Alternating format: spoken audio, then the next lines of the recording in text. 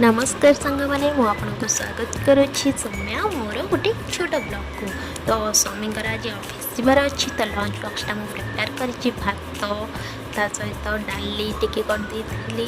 तो गोटे बड़ टेंशन है ऑफिस स्वामी गले सका उठी लंच रे कौन बनवा ये गोटे बहुत बड़ टेंशन गृहिणी मान।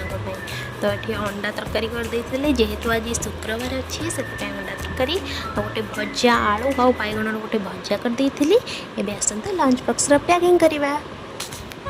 सुंदर हेले प्रेम हुईनी जहाँ से तो प्रेम हुए सी ही सब बड़े सुंदर लगे।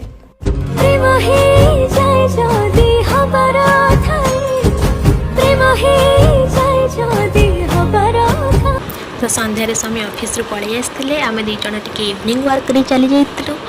तो ये फेरवा बेले भिडियोटे कलु तो पाखापाखि आम 2 किलोमीटर चलीचु। तो बहुत जोरे गरम भी होता चलिकी। रहुची नमस्कार।